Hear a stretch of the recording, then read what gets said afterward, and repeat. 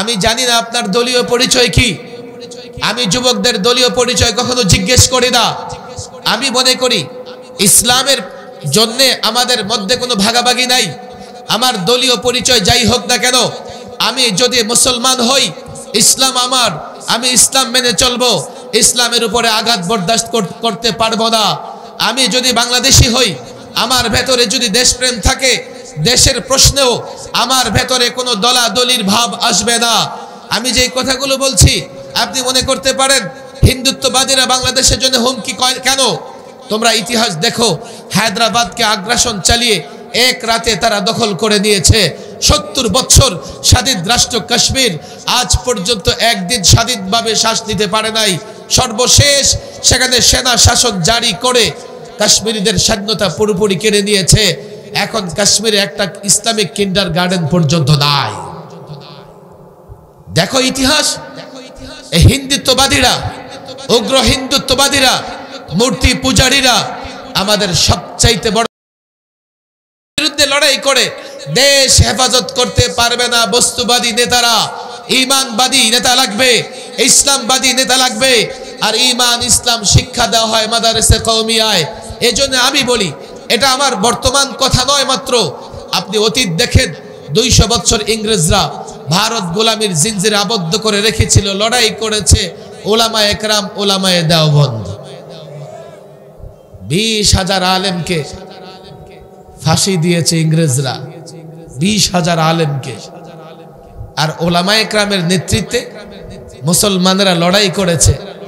আর এখন যারা উগ্র হিন্দুত্ববাদী, তাদের পূর্বপুরুষেরা ইংরেজ থেকে জায়গির এনে মাতব্বরি করেছে মুসলমানদের উপরে। এই মুরব্বীরা আছেন, ইতিহাস বলতে পারবেন। হিন্দুত্ববাদীদের কাজ কি ছিল? জায়গায় জায়গায় ইংরেজ থেকে জাগির নিয়ে মুসলমানদের উপর টর্চার করে, খাজনা আদায় করে ইংরেজদের খুশি করেছে, লড়াই করেছে মুসলমানেরা। আমি আশুগঞ্জের মুসলমানদের বলি, যুবকদের বলি, মাদ্রাসা ছাড়া ঈমান ইসলাম রক্ষা করা যাবে না। ঈমান ইসলাম ছাড়া দেশ হেফাজত করতে পারবে না। বস্তুবাদীরা এই দেশ হেফাজত করতে পারবে না। আর কেন আমি এই দেশের পক্ষে লড়াই করব না? আমি এই ভূখণ্ড পেয়েছি ইসলামের জন্য। এই ভূখণ্ড থাকলে ইসলাম থাকবে, ইসলাম থাকলে এই ভূখণ্ড আমি হেফাজত করতে পারবো।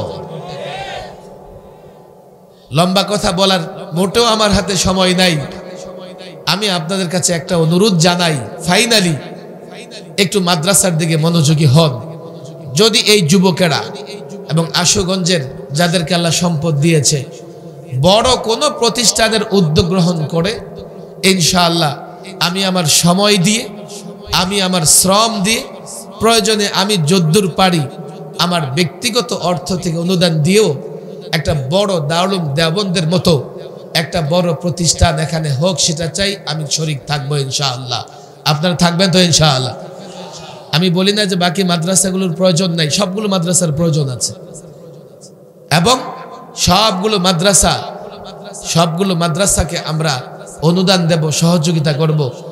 যে সমস্ত মাদ্রাসায় অবকাঠামো আছে আমরা চেষ্টা করব সেই মাদ্রাসাগুলো আস্তে আস্তে কি করতে, বড় করতে, অনুদান দিয়ে চেষ্টা করব।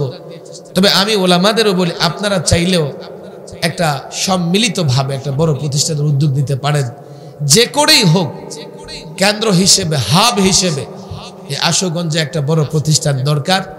এটা হলে আমি তো বলি, দেখেন আজকে হয়তো আপনারা এটার গুরুত্ব বুঝতেছেন না, 2-4 বছর গেলে গুরুত্ব বুঝবেন। আপনাদের লোকেরা কেন্দ্র বানাবে, অথচ আপনারা লোকদের চাহিদা পূরণ করতে পারবেন না। এই জন্য দ্বীনি প্রতিষ্ঠানের জন্য দোয়া সবাই করবেন তো ইনশাআল্লাহ? দোয়া করবেন তো ইনশাআল্লাহ? আর ওলামাদের সঙ্গে থাকবেন। ফাইনালি একটা কথা বলে আমি শেষ করে ফেলছি। হযরত হাফিজ হুজুর রাহিমাহুল্লাহকে চিনতেন তো? নাম শুনছেন না? হযরত হাফিজ রাহিমাহুল্লাহ, হাফিজ হুজুর রাহিমাহুল্লাহ বাংলাদেশের সর্বপ্রথম তাওবার রাজনীতির ডাক দিয়েছিলেন, যে তন্ত্র মন্ত্র দিয়ে নয়, আমরা খেলাফা, আমরা যখন খলিফা, আল্লাহ আমাদের খলিফা বানিয়েছেন, আমরা এই জমিনে খেলাফত কায়েম করব, কোরআন সুন্নাহ প্রতিষ্ঠার জন্য চেষ্টা করব। সেই সূত্র ধরে বাংলাদেশে অনেকেই কাজ করেছে। হ্যাঁ, মাশাআল্লাহ। কই দেরি করে ফেলছে, এত মহব্বতের মানুষ দেরি করে। কেমন আছেন? চেয়ার দিচ্ছে, এখানে আসেন, এখানে আসেন। আমার ট্রেনের সময় হয়ে গেছে, মানে সিগন্যাল দিয়ে ফেলছে, আসেন বসেন। তো এই বাংলাদেশে আমরাও হযরত হাফিজ হুজুর রাহিমাহুল্লাহ এবং মুফতি আমিন রাহিমাহুল্লাহর সেই সিলসিলায় এই দেশে কোরআন সুন্নাহ প্রতিষ্ঠায় কাজ করতেছে। আমাদের সহযোগিতা করবেন তো ইনশাআল্লাহ? হাত তুলে ওয়াদা করেন, করবেন তো ইনশাআল্লাহ? মাশাআল্লাহ। এখন তো আপনারা অনেক লোকজন চলে আসছেন, আমার মনও চাইতেছে লম্বা বক্তৃতা করি, কিন্তু এবার আসলে হচ্ছে না। ইনশাআল্লাহ আগামীতে আমি চেষ্টা করব। আমাদের জারুবাই মুফতি আমিন রাহিমাহুল্লাহ অনেক স্মৃতি, আমি সেই স্মৃতিতে যাব না। আমি অনেক কথা বলেছি, এখানে একটা কথা বলছি, আমি চাই আশুগঞ্জের মানুষ, আমার তো মনে হয় ওরা অন্তত 500-600 বছর ধরেই ধনী। এই পরিবারগুলোর ইতিহাস আছে, ঐতিহ্য আছে, সম্ভ্রান্ত পরিবার, আল্লাহ যথেষ্ট সম্পদ দিয়েছে।